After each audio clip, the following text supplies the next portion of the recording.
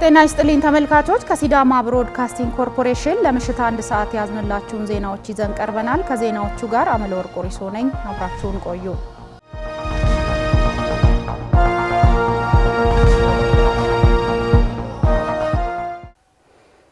አፍሪካ በተባበሩት መንግስታት ድርጅት የጸጥታው ምክር ቤት ውስጥ የሚገባትንና ፍትሃዊ የሆነ ድምጽ ሊኖራት እንደሚገባ ጠቅላይ ሚኒስትር ዶክተር አብይ አህመድ አስገነዘቡ።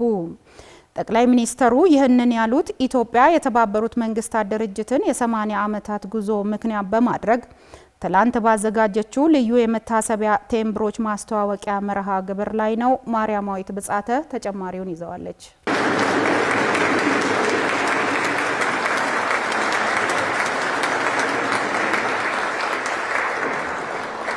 ጠቅላይ ሚኒስትር ዶክተር አብይ አህመድ በንግግራቸው ድርጅቱ የዛሬውን ዓለም እውነታዎች በሚያንጸባርቅ ይበልጥ ፍትሃዊና ሁሉንም እኩል በሚወክል መልኩ ሊሻሻል እንደሚገባ አጽንኦት ሰጥተው አሳስበዋል። በተለይም አህጉሪቱ በወደፊት እጣ ፈንታዋ ላይ በቀጥታ በሚወሰኑ ዓለም አቀፍ ጉዳዮች ላይ ጠንካራ ድምጽ ሊኖራት እንደሚገባ በመጥቀስ አፍሪካ በዓለም አቀፍ መድረክ ከተመልካችነት ወጥታ የላቀ ኃላፊነት ለመውሰድ እንዲሁም ጠንካራና ተአማኒነት ያለው ስርዓት ለመገንባት ዝግጁ መሆኗን ጠቅላይ ሚኒስትሩ ለዓለም አቀፉ ማህበረሰብ አረጋግጠዋል። በተጨማሪም ዓለም አቀፉ ማህበረሰብ በሰላምና ደህንነት፣ በልማት፣ በአየር ንብረት ለውጥና በቴክኖሎጂ እድገት ዙሪያ በቁርጠኝነት ሊሰራ እንደሚገባ ጥሪ አቅርበዋል። ወቅታዊ ተግዳሮቶች እርስ በርሳቸው የተሳሰሩ በመሆናቸው ጠንካራ አጋርነትና ዓለም አቀፍ ትብብርን እንደሚጠይቁ ጠቅላይ ሚኒስትሩ ጠቁመዋል። ከፊታችን ያለው ተግባር ግልጽ በመሆኑ ዓለም አቀፋዊ ስርዓቱን ከዘመኑ ጥያቄዎች ጋር በሚጣጣም መልኩ ማደስና ማላመድ የግድ ይላል ሲሉም ገልጸዋል። በዓለማችን የሚከሰቱ ግጭቶች ከመቼውም ጊዜው በላይ ውስብስብ እየሆኑ መምጣታቸውን የጠቆሙት ጠቅላይ ሚኒስትሩ ቃል በሚገባውና በተጨባጭ በመሬት ላይ ባለው ሁኔታ መካከል ሰፊ ክፍተት መኖሩን አስገንዝበዋል። በመሆኑም ተመድ ይህንን ክፍተት በመድፈን ይበልጥ አካታች፣ ፍትሃዊና የዛሬውን ዓለም እውነተኛ ገጽታ የሚያንጸባርቅ ሆኖ መሻሻል እንዳለበት አብራርተዋል። የአህጉሪቱ ውክልና መረጋገጥ የተቋሙን ውጤታማነትና ተአማኒነት በከፍተኛ ደረጃ እንደሚያጠናክረውም ገልጸዋል። ይህ ራዕይ እውን እንዲሆን የአባል ሀገራት የጋራ ጥረትና ትብብር ወሳኝ መሆኑን አስገንዝበዋል። መረጃው የኢትዮጵያ ብሮድካስቲንግ ኮርፖሬሽን ነው። የብሪክስ አባል ሀገራት ለዓለም ሰላምና ዘላቂ ልማት ቁልፍ ሚና እንዲጫወቱ የውጭ ጉዳይ ሚኒስትር ዶክተር ጌዲዮን ጢሞቴዎስ አሳሰቡ። የውጭ ጉዳይ ሚኒስትር ዶክተር ጌዲዮን ጢሞቴዎስ በህንድ ኒው ዴሊ አስተናጋጅነት እየተካሄደ ባለው የብሪክስ የውጭ ጉዳይ ሚኒስትሮች ስብሰባ ላይ በመሳተፍ ላይ ይገኛሉ። ጽዮን ዮናስ Foreign ministers of BRICS nations are in New Delhi for the BRICS foreign minister. የውጭ ጉዳይ ሚኒስትር ዶክተር ጌዲዮን ጢሞቴዎስ እንደ ኤሮፓውያን አቆጣጠር ከሜይ 14 እስከ 15 ቀን 2026 በህንድ ኒው ዴሊ የተካሄደ ባለው የብሪክስ የውጭ ጉዳይ ሚኒስትሮች ስብሰባ ላይ በመሳተፍ ላይ ይገኛሉ። ስብሰባው በህንድ ሰብሳቢነት ጽናት፣ ፈጠራ፣ ትብብርና ዘላቂነትን መገንባት በሚል ቃል የተዘጋጀ ነው። የውጭ ጉዳይ ሚኒስትሩ በስብሰባው ላይ ባደረጉት ንግግር ሁሉንም ሀገራት በፍትሃዊነት የሚያገለግል ዓለም አቀፍ ስርዓት ለመገንባት የተቀናጀ ብዙ ወገን ዲፕሎማሲ አስፈላጊነትን አጽንኦት ሰጥተውበታል። አሁን ያለው ዓለም አቀፋዊ ቀውስ በአስቸኳይ ካልተፈታ በሀገራት ድንበር ብቻ ሊገታ የማይችል ከፍተኛ የኢኮኖሚ፣ የፋይናንስና የማህበራዊ አለመረጋጋት መዘዞችን እንደሚያስከትልም አስገንዝበዋል። በተጨማሪም ብሪክስ ለሰላም መረጋገጥ እንዲሁም ለፍትሃዊና የተረጋጋ ዓለም አቀፍ ስርዓት ምሰሶ ለሆኑት ለጋራ ደህንነትና ልማት ግንባር ቀደም ሚና መጫወት እንዳለበት አሳስበዋል። ይህ ስብሰባ በመጪው መስከረም ወር በህንድ አስተናጋጅነት ለሚካሄደው 18ኛው የብሪክስ የመሪዎች ጉባኤ ስኬታማነት ወሳኝ መሰረት የሚጥል ሲሆን የአባል ሀገራቱን አንድነትና ለዓለም አቀፍ መረጋጋት ያላቸውን ቁርጠኝነትም የሚያሳይ ነው። በስብሰባው ላይ የኢትዮጵያ፣ የሩሲያ፣ የደቡብ አፍሪካ፣ የብራዚል፣ የኢራንና የኢንዶኔዥያ የውጭ ጉዳይ ሚኒስትሮች የተገኙ ሲሆን ይህም ስብስቡ ከጊዜ ወደ ጊዜ እያደገና የዓለምን ደቡባዊ ክፍለ ሀገራት ድምጽ እያጎላ መምጣቱን የሚያረጋግጥ ነው። ምንም እንኳን በኢራን አካባቢ ያለው ቀውስና የጂኦፖለቲካዊ ውጥረቶች በዓለም ላይ ጥላ ማጥላላታቸው ባይካድም የብሪክስ አባል ሀገራት በዲፕሎማሲያዊ መንገድ መፍትሄ ለማምጣትና የዓለምን ኢኮኖሚ ለማረጋጋት ያላቸው ፍላጎት ለሰላም ወዳድ ህዝቦች ትልቅ ብርሃን ሆኗል። በተለይም በሆርሙዝ መዘጋት ምክንያት የተፈጠረውን የኃይል አቅርቦት ችግር ለመቅረፍና የዓለም ገበያን ወደ ነበረበት ለመመለስ የሚደረጉት ምክሮች ለኢኮኖሚው ማገገም ቁልፍ ሚና እንደሚጫወቱም ይጠበቃል። የህንድ ጠቅላይ ሚኒስትር ናሬንድራ ሞዲ በጉባኤ በጉባኤው ላይ ያላቸው ተሳትፎና የቻይና ተወካዮች መገኘት በታላላቅ ሀገራት መካከል ያለው የትብብር መንፈስ አሁንም ጠንካራ መሆኑን ያመላክታል። ይህ በኒው ዴልሂ የተጀመረው የ2 ቀናት ስብሰባ ልዩነቶችን ወደ ጎን በመተው ለጋራ ብልጽግናና ለዘላቂ ሰላም የሚደረገውን ዓለም አቀፍ ጉዞ ይበልጥ እንደሚያፋጥነው ታምኖበታል። ዘገባውን ከውጭ ጉዳይ ሚኒስቴርና ከኢቢሲ አጠናቀርን። የሀገርን ሉዓላዊነት ምሉእ ለማድረግና ከተረጂነት መንፈስ ለመላቀቅ የአመለካከት ለውጥ ላይ በትኩረት መስራት እንደሚገባ ተገለጸ። የኢትዮጵያ ዜና አገልግሎት ከግብርና ሚኒስቴር ጋር በመቀናጀት ከተረጂነት ወደ ምርታማነት ለተሟላ ሀገራዊ ሉዓላዊነት ክብር በሚል መርህ የፓናል ውይይት አካሂዷል። ብሩክታዊት ብርሃኑ ዝርዝሩን አዘጋጅተዋለች፣ እንደሚከተለው ታቀርበዋለች። በመድረኩ ላይ የመክፈቻ ንግግር ያደረጉት የሕዝብ ተወካዮች ምክር ቤት የዲሞክራሲ ጉዳዮች ቋሚ ኮሚቴ ሰብሳቢ አቶ እውነት አለነም በእርዳታ ላይ የተንጠለጠለውን ኢኮኖሚ ወደ ልማት በመቀየር ከተረጂነት ወደ ምርታማነት ለመድረስ እርዳታ ለችግር እንጂ ለኑሮ መሰረት አለመሆኑን በማስረዳትና በማስገንዘብ ዜጎችን ከልመና በማውጣት የሀገርን ሕልውና ለማጽናት እየተሰራ መሆኑን ገልጸዋል። መንግስት ተቋሚ አማራጭ የሚወሰደውን አሮጌና አደገኛ አስተሳሰብ በመቀየር ዜጎች በልማት ስራዎች ላይ እየተሳተፉ ራሳቸውን እንዲችሉ እያደረገ ይገኛል።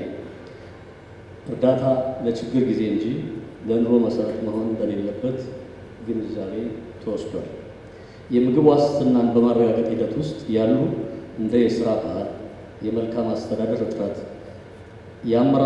የአመራረት ሂደታችን እና ክልሎቻችን ካላቸው ጸጋ ጋር የሚመጣጠን እና የመንግስትን አቅጣጫን በቁርጠኝነት በማስፈጸም ረገድ አሁንም ተግዳሮቶቻችን ሆነው ቀጥለዋል። ስለሆነም ተግዳሮቶቻችን በቁርጠኝነት መቀየርና መሻገር ከቻል ዛሬ ዓለም የሚደነቅበትን ስራ ዘላቂ ልናደርገው እንችላለን። ዜጎቻችን ወደ አምራችነት በማሸጋገር ልመናን ማስቀረት የብሔራዊ ግባችን መገለጫ ሊሆን ይገባዋል። የብልጽግና ፓርቲ ጽህፈት ቤት የህዝብና ዓለም አቀፍ ግንኙነት ኃላፊ ዶክተር ብቅላ ሁሪሳም የፓናል ውይይቱን ሰነድ ባቀረቡበት ሰዓት እንደገለጹት ተረጂነት የሀገርን ሉዓላዊነት የሚፈታተን ክብርን የሚነካ ተግባር በመሆኑም ባህልም መተዳደሪያም ተደርጎ መለመድ የሌለበትና በትውልዶች መስዋዕትነት የቆመችን ሀገር በድህነት ማዋረድ መገታት እንዳለበት እንዲሁም ከተረጂነት መላቀቅን የብሔራዊ ጥቅም አጀንዳ ተደርጎ መሰራት እንዳለበት አጽንኦት ሰጥተውበታል። የተሟላ ሉዓላዊነትን ለማረጋገጥ ከውጭ እጅ ጠባቂነት መላቀቅና በሀገር ውስጥ ምርት የውስጥ ፍጆታን በመሸፈን ከውጭ የሚገቡ ምርቶችን በሀገር ምርት በመተካት ላይ አበክሮ መስራትና የቤተሰብ ብልጽግናን ማረጋገጥ ያስፈልጋል ብለዋል። በስንዴ ምርት ራሳችንን መቻል መጀመራችን፣ ወደ ሩዝ መንደርደራችን፣ ሌሎች ምርቶችን እዚህ ማምረት መጀመራችን፣ በብረት በሲሚንቶ ራሳችንን መቻላችን፣ እነዚህ ሁሉ የኢኮኖሚ ሉዓላዊነት መገለጫዎች ስለሆኑ በዛ ደረጃ መረዳት ያስፈልጋል።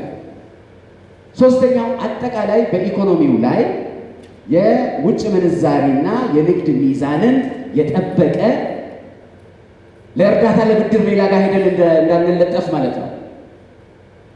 በውጭ ምንዛሪ እና በንግድ ሚዛን ራሱን የቻለ ሀገር መሆን ማለት ነው። በዕዳ የተዘፈቀ፣ በብድር የተዘፈቀ፣ በእርዳታ የተዘፈቀ ሀገር ኢኮኖሚያዊ ሉዓላዊነቱ ችግር ውስጥ ነው የሚገባው። ሶስተኛው እሱ ነው።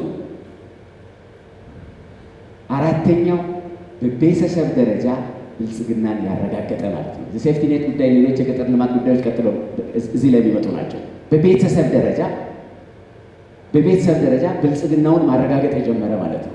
የኢኮኖሚ ሉዓላዊነት መገለጫ እሱ ነው። ተደምሮ የሀገር ሉዓላዊነት የሚሆነው እነዚህን አራት ነገሮች አሟልተን ካልሰራን በስተቀር እንደ ሀገር ሉዓላዊነት የሚለው ጉዳይ 1001 መከላከያ ብታሰለጥን፣ 1001 ዘመናዊ ጦር መሳሪያ ብትታጠቅ፣ ድንበርን በሙሉ በሰው ብታጥር ሉዓላዊነት የተሟላ ሊሆን አይችልም። ሁለተኛው የኢኮኖሚ ሉዓላዊነት ነው። እነዛ አራት ነገሮችን የያዘ ጉዳይ ማለት ነው።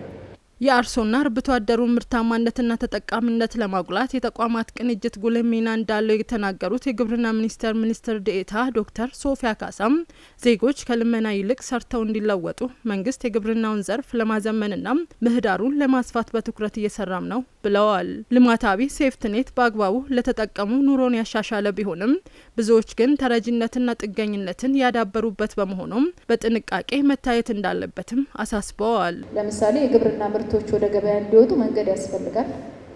የመሰረተ ልማት ተደራሽነት ትልቅ ማነቆ እንደሆነባቸው ያነሳሉና የተቋማት ቅንጅት ቅድም በፕሬዘንቴሽኑ ላይ የቀረበልን ኢንዲቪጁዋል ሰክሰስ የትም አያደርስም። አመራር ባለሙያ በጋራ መስራት አለበት። እውነት ለመናገር አንዳንዱ የሚያሳፍሩ ነገሮች አሉ። ውሃው ይፈሳል። አንዳንድ ቦታ እንደውም ግድቡም አለ፣ መንገዱም አለ፣ ህዝቡም አለ፣ መሬቱም አለ። ያፈር ታርሶ ያቀብ ለዘመናት ማለት ነው። ሁለቱን ወይም ሶስቱ ነገሮች አገናኝተን መሬት ላይ አንድ በቆሎ ስንዘራ በሺዎች የሚቆጠር ፍሬ ነው አይደል? አንድ በቆሎ ያለው በሺዎች ሄክታር ማረስ የሚያስችል እድል እያለን መስራት የሚችል ዜጋ እያለን ለምንድን ነበር ሴፍቲኔት ተጠቃሚ መሆንን እንደ ትልቅ ሰክሰስ ስንቆጥር የነበረው የሚለውን ደግመን ደጋግመን መወያየት ተጠያቂነትንም ጭምር እያመጣን ከሄድን ኢትዮጵያ በጣም ባጠረ ጊዜ ለመቀየር እድል ያላት ሀገር ናት። ኢትዮጵያ ከችግር ይልቅ መፍትሄው ላይ የሚያተኩር ዜጋ ያስፈልጋታል ያሉት የኢትዮጵያ ዜና አገልግሎት ዋና ስራ አስፈጻሚ አቶ ሰይፈ ደርቤም እጁን ለምጽዋት ሳይሆን ለልማት የሚዘረጋ የሰው ኃይልና እንደ ሀገር ድህነትን ታሪክ ለማድረግ ታቅዶ በምግብ ራስን ለመቻልና ከውጪ እርዳታ ጠባቂነት ተወጥቶ በራስ ኃይል አምርቶ ወደ ውጪ ለመላክ ለሚሰራው ስራ ከተረጅነት መንፈስ የተላቀቀ አስተሳሰብ ያስፈልጋል። ለዚህም ከትርክት አንጻር ማልማት ብቻ ሳይሆን እሳቤውም ያስፈልጋል ብለዋል። ከትርክት አንጻር ማልማት ብቻ ሳይሆን ለማልማት ያስተሳሰብ ለውጥ ያስፈልጋል። ኢትዮጵያ ውስጥ ምርት ብቻ ሳይሆን ኮንተንት ማምረት እንደሚቻል፣ ይሄ ኮንተንት ደግሞ ወይም ይዘት ፖዚቲቭሊ ኢምፓክት እንዲያመጣ አድርጎ መስራት እንደሚቻል ያሳየ ነው። ተስፋችን ተጨባጭ መሆኑ ኢትዮጵያ መበልጸጓ አይቀሬ መሆኑን ለማረጋገጥ የሚሰሩ ናቸው። በመድረኩ ላይ ከፌዴራልና ከተለያዩ ክልሎች ከተወጣጡ ጉዳዩ ከሚመለከታቸው አካላት ጋርም ሰፊ ውይይት ተካሂዷል። ሀገራዊ ምክክሩ ለዘመናት የቆዩ የሀሳብ ልዩነቶችን በሰለጠነ መንገድ ለመፍታትና ጠንካራ ሀገረ መንግስት ለመገንባት ታሪካዊ እድል መሆኑን የኢትዮጵያ ሲቪል ማህበረሰብ ድርጅቶች ምክር ቤት ገለጸ። የሀሳብ ልዩነቶችን በንግግር የሚፈታ ትውልድ ለመፍጠር ታቅዶ የተጀመረው ሀገራዊ ምክክር አዲስ ምዕራፍ ላይ ደርሷል ተብሏል። ኪሩቤል ፈለቀ ተጨማሪውን ይዞታል። በኢትዮጵያ ለዘመናት ስር የሰደዱ የሀሳብ ልዩነቶችን በንግግር ለመፍታትና በሀሳብ የበላይነት የሚያምን ትውልድ ለመፍጠር ታቅዶ የተጀመረው ሀገራዊ ምክክር አሁን ላይ አዲስና ወሳኝ ምዕራፍ ላይ ደርሷል። ኮሚሽኑ በሁሉም ክልሎችና በሁለቱ የከተማ አስተዳደሮች በፌዴራል ተቋማትና በውጭ የሚኖሩ ዜጎች ዘንድ ያለውን የአጀንዳ ማሰባሰብ ሂደት በስኬት አጠናቋል። ከወረዳ ጀምሮ እስከ ማዕከል ድረስ በግልጽነት የተከናወነ ሲሆን በዚህ ሂደት ለዋናው ሀገራዊ ጉባኤ የሚሳተፉ ተወካዮች ተለይተዋል። ለምክክሩ ከተለያዩ ማህበረሰቦች አሳታፊ በሆነ መልኩ ግብአቶች የተሰበሰቡ ሲሆን ይህ ተግባር ኮሚሽኑ ወደ ዋናው ሀገራዊ ምክክር ጉባኤ መሸጋገር የሚያስችለውን አስተማማኝ መሰረት ጥሏል። በአሁኑ ወቅት ኮሚሽኑ ዋናውን ሀገራዊ ምክክር ጉባኤ ለማካሄድ የሚያስችሉ የዝግጅት ስራዎች እየተከናወኑ ነው። ይህም ኢትዮጵያ ልዩነቶቿን በሰለጠነ መንገድ በመፍታት የተሻለች ሀገር ለመገንባት የምታደርገውን ጥረት የሚያሳይ ነው። የኢትዮጵያ ሲቪል ማህበረሰብ ድርጅቶች ምክር ቤት ፕሬዝዳንት አህመድ ሁሴን እንደተናገሩት ሀገራዊ ምክክሩ ጠንካራ ሀገረ መንግስት ለመገንባትና ለቀጣዩ ትውልድ የምትመች ሀገር ለማስረከብ ትልቅ ፋይዳ አለው ብለዋል።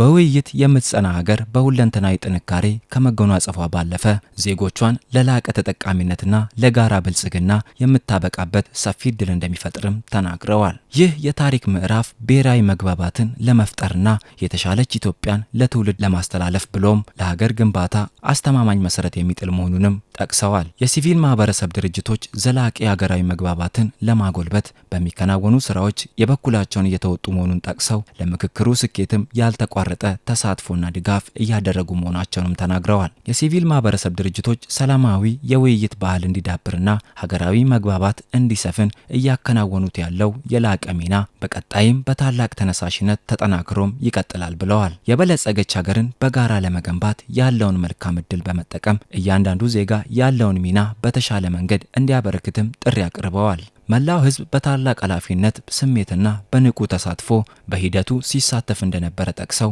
አሁንም ወሳኝ ምዕራፍ ላይ የደረሰው የምክክር ሂደት በስኬት እንዲጠናቀቅ አበርክቶውን ማጠናከር ይገባዋል ነው ያሉት። ዘገባው የኢትዮጵያ ዜና አገልግሎት ነው። የሲዳማ ክልል ብልጽግና ፓርቲ ቅርንጫፍ ጽህፈት ቤት ኃላፊ አቶ አብርሃም ማርሻሎ በክልሉ በተለያዩ አካባቢዎች በኩታ ገጠሜ ለማን የበቆሎ ማሳ ጎበኙ። የክልሉና የዞን የስራ ኃላፊዎች በሰሜናዊ ሲዳማ ዞን በተለያዩ ወረዳዎች በኩታ ገጠሜ ለማ የበቆሎ ማሳን የመስክ ምልከታ አድርገዋል። ቆንጂት አየለ የሲዳማ ክልል የብልጽግና ፓርቲ ቅርንጫፍ ጽህፈት ቤት ኃላፊ አቶ አብርሃም ማርሻሎ ከሌሎች የክልሉና የዞን ከፍተኛ አመራሮች ጋር በሰሜናዊ ሲዳማ ዞን በበልግ ወቅት በኩታ ገጠሜ ለማውን የበቆሎ እርሻ ያለበትን ደረጃ በሐዋሳ ዙሪያ በብላቴ ዙሪያና በቦርቻ ወረዳዎች የመስክ ጉብኝት አድርገዋል። ኃላፊው በጉብኝቱ ወቅት እንደተናገሩት በኩታ ገጠም እየለማ የሚገኘው የበቆሎ ሰብል በክልሉ የምግብ ዋስትናን ለማረጋገጥና ምርታማነትን ለማሳደግ ጉልህ አስተዋጽኦ እንደሚያበረክት ገልጸዋል። በሰሜናዊ ሲዳማ ዞን ጉብኝት ቀጥሏል። በዛ ጉብኝት ያየነው 3 ወረዳዎችን ነው ለማካተት የሞከር ነው። ሐዋሳ ዙሪያ ወረዳ ላይ ነው ጀምርነው። ቀጥሎ ቦርቻ ወረዳ፣ ሶስተኛው አሁን ብላቴ ዙሪያ ወረዳ ላይ ነው ያለነው። በአጠቃላይ እንደ ሲዳማ ክልል 78000 ሄክታር በልግ ማሳ በበቆሎ የሚለማ ነው። በተጨማሪ የተለያዩ በስኳር ንድጅ እና በሌሎች ምርቶች የሚመረትበት ሁኔታ አለ። ይሄ በበቆሎ ብቻ የሚለማው ከ78000 ሄክታር በላይ ነው። ስለዚህ ይሄ በአጠቃላይ ስንመለከተው በጥሩ አያያዝ በጥሩ ሁኔታ ያለ መሆኑን ነው ያየን ያለ ነው። ኃላፊው አክለውም የግብርናው ዘርፍ እንዲዘምንና የምግብ ዋስትና እንዲረጋገጥ የማሳ አያያዝና የቴክኖሎጂ አጠቃቀም ቁልፍ ስትራቴጂ በመሆኑ የማሳ ላይ እንክብካቤ ስራዎችና የቴክኖሎጂ አጠቃቀምን ባህል ማድረግ እንደሚገባም አክለዋል። ጥሩ የሆኑትን ጥሩ ነው ብለን በርቱ፣ ተበራቱ፣ ቀጥሉ ለማለት አርሶ አደሩን፣ ባለሙያውን፣ አመራሩን በአጠቃላይ የዚህ ቤተሰብ በአጠቃላይ በደንብ እየሰራ ስለሆነ በርቱ፣ ተበራቱ ለማለት በደከመበት ቦታ ደግሞ ይሄ ድካም ቶሎ ብለን አንዱ ድካሙ የማሳ እንክብካቤ ነው፣ ኩትኳቶ ነው። ሁለተኛው ግብአት አጠቃቀም ነው። ዩሪያ አጠቃቀም ላይ በጊዜ ዩሪያ ለመጨመር ያ ምርትን የሚጎዳ በመሆኑ ምክንያት ይህንን ማስተካከል እንዲችሉ መወያየት እንድንችል ነው። ሶስተኛ ዝናቡ ስላለ ዝናቡን መሸከም የማይችል አካባቢዎች አሉ። ይሄ መሬቱ ላይ ተኝቶ ምርቱን እንዳይሰጥ ሊያደርግ ስለሚችል አንጠፍጥፎ ወደ ውጪ እንዲወጣ የማድረግ ስራ መስራት እንዲችሉ ለመመካከር ጭምር ነው። ስለዚህ ተደስተን ብቻ ለመመለስ አይደለም፣ ጉድለቱንም ለይተን ለመረዳዳትም ጭምር ነው። የሰሜናዊ ሲዳማ ዞን ዋና አስተዳዳሪ አቶ ጻዲቁ ባጢሶ በበኩላቸው በዞኑ የበልግ እርሻ ስራ ውስጥ ከመገባቱ በፊት ከአርሶ አደሩ ጋር በመነጋገርና በመግባባት ወደ ስራ መገባቱን ገልጸው ምርትና ምርታማነትን ለማሳደግ ግብአት በወቅቱ በማቅረብ ህብረተሰቡ ተጠቃሚ እንዲሆን ማድረግ ተችሏል ብለዋል። ከተለያዩ ማህበረሰብ ክፍል ጋር በተለይ ከአርሶ አደሮቻችን ጋር በቂ ውይይት ካደረገን በኋላ ወደ ስራ ውስጥ ገብተናል። ወደ 7200 ምርጥ ዘር ኩንታል ማቅረብ ችለናል። ከተለያየ ባለድርሻ አካላት ጋር ከአግሮ ዲለሮች ጋር በመቀናጀት ማቅረብ ችለናል። በጊዜ ዳፕ ማዳበሪያ 32000 ኩንታል ለማቅረብ አቅደን 32000 ማቅረብ ችለናል። ዩሪያ ማዳበሪያ 30000 ኩንታል አቅደን እጥረት የለም እያቀረብን እንገኛለን። አርሶ አደሩ በአሁኑ ሰዓት ዩሪያ ማዳበሪያን ያለምንም ችግር እየተጠቀመ ነው የሚገኘውና አጠቃላይ ስንወስድ በዘንድሮ በልግ እርሻ ከግብአት አንጻር ምንም ችግር ሳይኖር አርሶ አደሩ ሳይቸገር እስከ ቀበሌው ድረስ መንግስት እያመቻቸ የተለያየ ህብረት ስራ ማህበራትን በተደራጁ ህብረት ስራ ማህበራት አርሶ አደሩ ሳይቸገር ግብአት እየወሰደ የሚገኝበት ልዩ ነው የሚያደርገው። በያዝነው በጀት ዓመት በበልግ እርሻ በዋና ዋና ሰብሎች 63000 ሄክታር መሬት ለማልማት ታቅዶ 67000 ሄክታር በላይ ለማ ሲሆን ከዚህም 28000 ሄክታር በቆሎ በክላስተር መልማቱን ተናግረዋል። በዘንድሮ በልግ እርሻ 63000 ሄክታር በተለያዩ ዋና ሰብል ለማሳካት አቅደን ካቀድነው እቅድ በላይ ማሳካት ችለናል። 63000 ሄክታር አቅደን 67000 ሄክታር በላይ ማሳካት ችለናል። ከዚህ ደግሞ አብላጫውን ድርሻ የሚይዘው በቆሎ ነው። በቆሎ በዞናችን በፖቴንሻሊ በጣም በሰፊ የሚያመርቱ ወረዳዎች አሉን። አንዱ ሀዋሳ ዙሪያ ወረዳ ነው። ሁለተኛ ብላቴ ዙሪያ ወረዳ፣ ቦሪቻ ወረዳ፣ በከፊል ደግሞ ሸበዲኖ ወረዳ። እነዚህ አራቱ ወረዳዎች በክላስተር የበቆሎ እርሻን በስፋት ያመርታሉ። ከነዚህ ከአራቱም አብላጫውን ፐርሰንት የሚይዘው ድርሻ የሚይዘው ሀዋሳ ዙሪያ ወረዳ ነው። ሀዋሳ ዙሪያ ብቻ ከ12000 ሄክታር በላይ ነው በቆሎን የሚያመርተውና አጠቃላይ በበቆሎ የሚሸፈን 28000 ሄክታር ነው። አጠቃላይ በዋና ሰብል 67000 ሄክታር ማሳካት ይችላል። ያነጋገርናቸው አርሶ አደሮች በበኩላቸው በሰጡት አስተያየት ምርትና ምርታማነትን ለማሳደግ መንግስት ባስቀመጠው አቅጣጫ መሰረት በሚደረግላቸው ድጋፍ ሰርተው የተሻለ ምርት እያመረቱ መሆኑን ተናግረዋል። አጠቃላይ እኛ ስንዘራ አብረው ነው የምኖረው። በሬ በእንትን ቦይ ስንቀድ በማሽን ስለምናርስ የምንቀዳው በበሬ ነው። በሬ ስንቀድ አብረው መጥተው እንደዚህ ይቀዳል፣ እንደዚህ ይደረጋል፣ ይሄ አይል ሜትር ይከፈታል ብለው ያስተምሩናል፣ ይጎበኙናል፣ ይከታተላሉ። አረም እንዳይበላ እንዴት እንዳረጋ እያለ መጥቶ ይከታተላል። ስንዘራም አብረው ነው እነርሱ ጋር የወረዳውም የቀበሌ ባለሙያም አብረው አንድ ላይ ነው የሚከታተለው ማለት ነው። ዜሮ ወቅት ሲደርስ መንግስት ያው ምናልባት የቀበሌ ባለሙያም ስላለ ከነሱ ጋር ሀሳብ ሼር እናደርጋለን። ከዛ በኋላ ለነሱ ሀሳብ እንትን ካለን በኋላ የተሻለው ጥሩ ምርት ግብዓት ማለት ነው እሱን ያው ያቀርባሉ። ካቀረቡ በኋላ ያው ጥር 1 ሲሆን ወደ ዘር ውስጥ እንገባለን፣ እንዘራለን። ከዘራን በኋላ ኩትካቶ በጊዜ ገብተን የመኮታኮት ስራ እንሰራለን።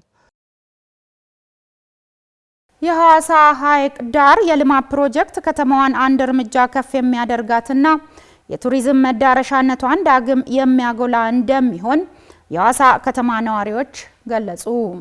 ነዋሪዎቹ ለፕሮጀክቱ መሳካት ከከተማ አስተዳደሩ ጋር እንደሚሰሩም ተናግረዋል። ሙሉ ቀጠራ ዝርዝር አላት። ሐዋሳ በታሪክና ተፈጥሮ የታደለች ከተማ ናት። ዙሪያዋን የከበባት ሐይቅ ደግሞ ልዩ ውበትና ግርማን አጎናጽፏታል። በመሆኑም ለዘመናት ይህ ሐይቅ የነዋሪዎቿ ሲሳይ፣ የጎብኚዎች ቀልብ ማረፊያ፣ የከተማዋ የልብ ምት ትርታ ሆኖ ቆይቷል። ነገር ግን ዛሬ የትርታ በአዲስ ጉልበት ሊመታ ተዘጋጅቷል። የሐይቅ ዳርቻ ልማት ፕሮጀክት ለዚህ ምክንያት ነውና 1.5 ቢሊዮን ብር የሚፈጀው ይህ የሐዋሳ ሐይቅ ዳር ልማት ፕሮጀክት መጀመር ከተማዋን ወደ ዓለም አቀፍ የቱሪዝም መድረክ አንድ እርምጃ ከፍ የሚያደርጋት አዲስ ምዕራፍም የሚከፍትላት ነው። ይህም ፕሮጀክት ለነዋሪዎቿና በንግድ ለተሰማሩ ዜጎች አዲስ በር ከፋችም ነው። ለከተማዋ ደግሞ አዲስ ገጽታ ፈጣሪ። ይህ የሐይቅ ዳር ልማት ፕሮጀክት ከተማዋን ከሌሎች የምስራቅ አፍሪካ ታላላቅ ከተሞች ተርታ የሚያሰልፋት የቱሪዝም መዳረሻነቷን የሚያጸናላትና ለነዋሪዎቿም የስራ እድል የሚፈጥርላት እንደሚሆን ያነጋገርናቸው የከተማዋ ነዋሪዎች ያላቸውን ተስፋ ገልጸውልናል። ሐይቃችን አንድ ብራንዳችን ነው፣ አለን የምንለው ሀብታ አይናችን ነው እና የዚህ ሐይቅ ልማት ከሀገር ልማት ያለፈ ነው፣ ትርጉም ያለው ነው። ሐዋሳ የሚል ስም ሲነሳ የሐዋሳ ፍቅር ሐይቅ ነው የሚታወቀው። ለብዙዎች ደግሞ ህይወት ነው፣ የብዙዎችንም ህይወት የያዘ ነው። አብዛኛው ወጣት በዚህ እንደሚተዳደር እናውቃለን። አሁን ደግሞ ለምቶ ሌላ ገጽታ ይዞ የሐዋሳን ስም አንድ ስቴፕ ከፍ አድርጎ በዛው ልክ ደግሞ ስራ እድል ፈጥሮ እንደሚሆን ሳስበው ዝም ብዬ ሳስበው የወደፊቱን ከፍተኛ ደስታ ተሰምቶኛል እንደ ነዋሪ ማለት ነው። እኛ ተደስተናል። የቱሪዝሙም ሆነ ለነጋዴው ለነዋሪውም እንዴ በጣም እንጂ አልጋ እኮ ባዶ ያድር ነበር። ስለዚህ ከተማው የበለጠ እያደገ ይሄዳል። እንደ ሌላው ሀገር እቺ ሀገርም ተጠቃሚ ናት። የተሻለ ነገር ላይ ሊኖር ይችላል። ሲጸዳ የሚጠላ ሰው ያለ አይመስለኝም። ሐዋሳ ለኢትዮጵያ ቱርካችን ናት። ከዚህ በኋላ ያለው ነገር ደግሞ ለሚመጣው ዲያስፖራ ለሚመጣው ሌላ እንግዳ ከዓለም ዳርቻ የሚመጣ ሰው ሁሉ ሐዋሳ ፍቅር ሐይቅ ሳይረግጥ ሄዶ አያውቅም። ሐዋሳ አንደኛ በተፈጥሮ አቀማመጧም እንግዳ ተቀባይነቷም ሰላም ወዳድነቷም እዛ ላይ ደግሞ ይሄ ፕሮጀክት ሲጨመርበት አስቢው በጣም ለየት ያለ ነገር ይፈጠራል ብዬ ነው ማስበው። አልፎ ከሀገር ከምስራቅ አፍሪካን ስማችንን የሚያስጠራ ነው የሚሆነው። በፍቅር ሐይቅ አካባቢ በተለያዩ ጥቃቅንና አነስተኛ ንግድ የተሰማሩ ዜጎችም ፕሮጀክቱ የሚፈጥረው አዲስ ገጽታ ዳርቻውን ማራኪና ሳቢ እንደሚያደርገው ገልጸው ይህም ለጎብኚዎች ምቹ፣ ለተሰማሩት የንግድ ስራ ደግሞ አዲስ እርምጃ እንደሚሆን በጉጉት መንፈስ ተስፋቸውን አጋርተውናል። ፕሮጀክቱን ስሰማ በጣም ነው ደስ ያለን። ለምን የተሻለ እድል እንደምናገኝ ነው ተስፋ ማደርገው።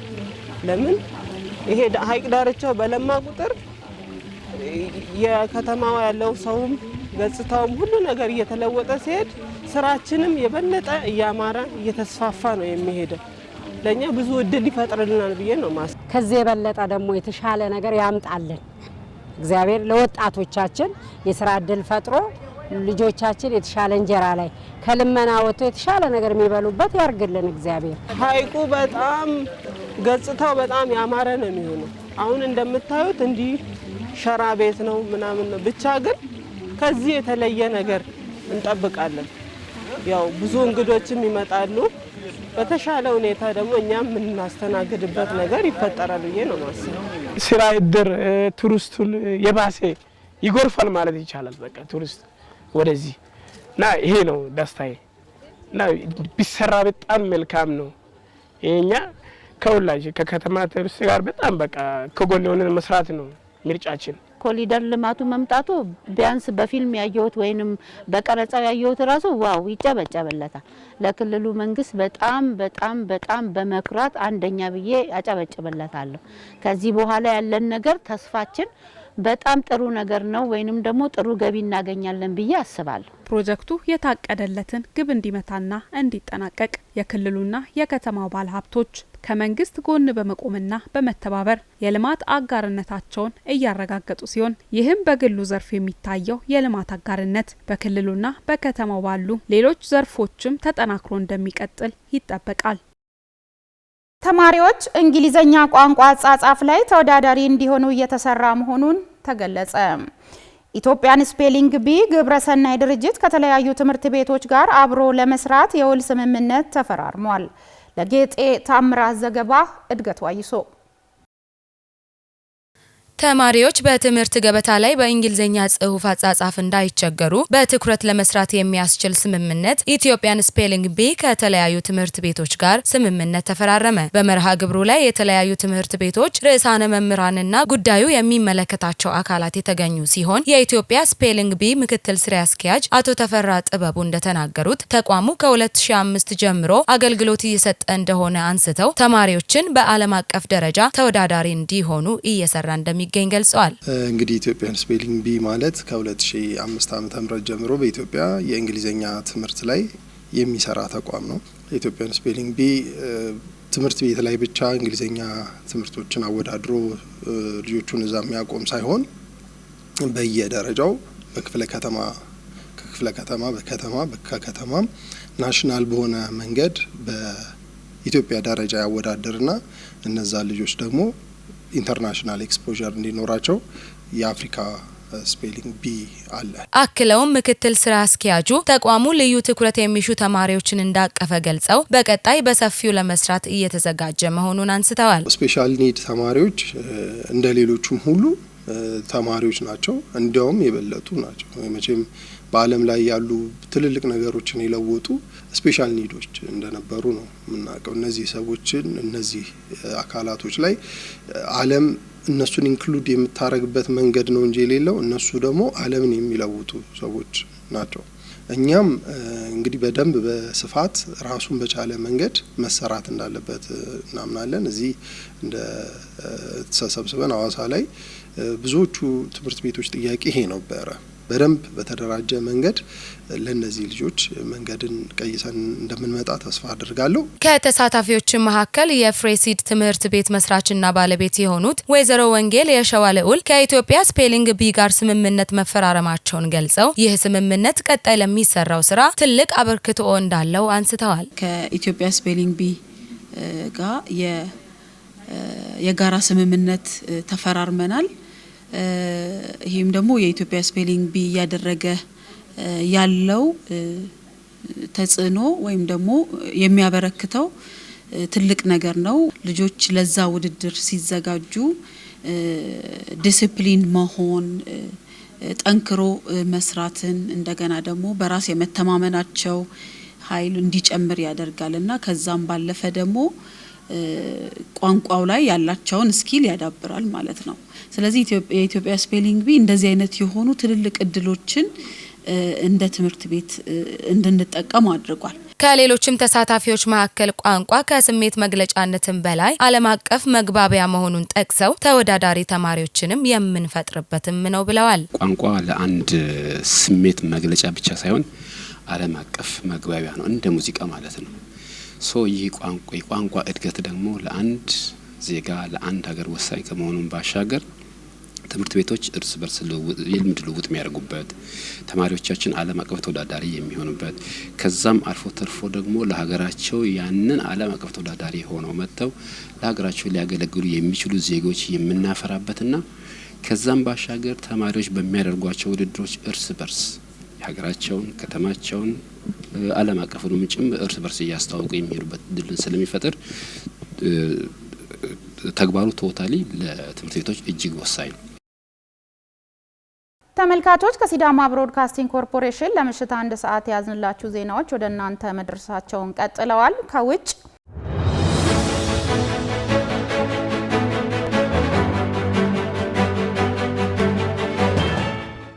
የቻይናው ፕሬዝዳንት ዢ ጂንፒንግ አሜሪካና ቻይና አጋር እንጂ ጠላት መሆን እንደሌለባቸው ተናገሩ። ዢ ጂንፒንግ ታላቅ መሪ ያሉት የአሜሪካው ፕሬዝዳንት ዶናልድ ትራምፕ በበኩላቸው የሁለቱ ሀገራት ግንኙነት ከመቼውም ጊዜ በላይ የተሻለ መሆኑንም ገልጸዋል። ዝርዝሩን ሚካኤል ውገሙ ያቀርበዋል።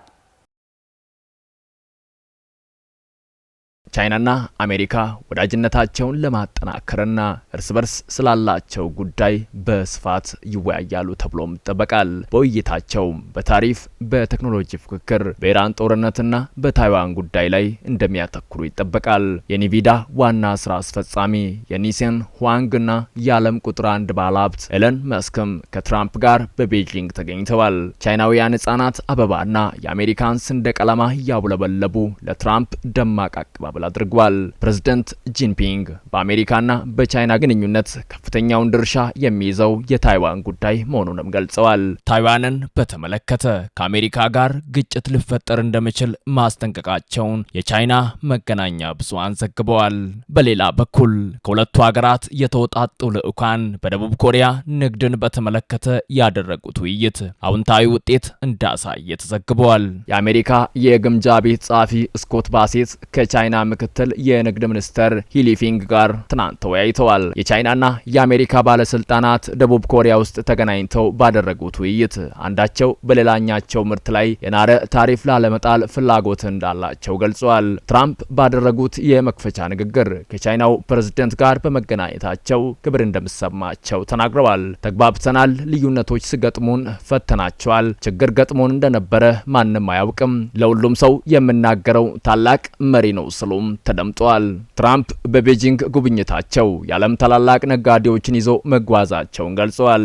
ጂንፒንግ ባደረጉት የመክፈቻ ንግግር መላው ዓለም ውይይታችንን እየተከታተለ ነው ብለዋል። ዓለም ያልተረጋጋ ሁኔታ ውስጥ እንዳለች የተናገሩት የቻይናው ፕሬዝዳንት ዓለም አዲስ መስቀለኛ መንገድ ላይ ደርሷል ብለዋል። ቻይናና አሜሪካ መሰናከሉን አልፎ አዲስ ግንኙነት ይፈጥሩ ይሆን ተብሎ የተጠየቁም ሲሆን በጋራ ዓለም አቀፍ ችግሮችን ለመፍታት እንዲሁም በጥምረት የወደፊቱን ዓለም የተሻለ ለማድረግ መስራት ይችሉ እንደሆነ ለትራምፕም ጥያቄ ቀርቦላቸዋል። እነዚህ ጥያቄዎች ለታሪክ ለዓለምና ለሕዝቦች ጠቃሚ መሆናቸውን ገልጸው የሁለት ታላላቅ ሀገራት መሪ እንደመሆናቸው ጥያቄዎችን መመለስ አለብን ብለዋል።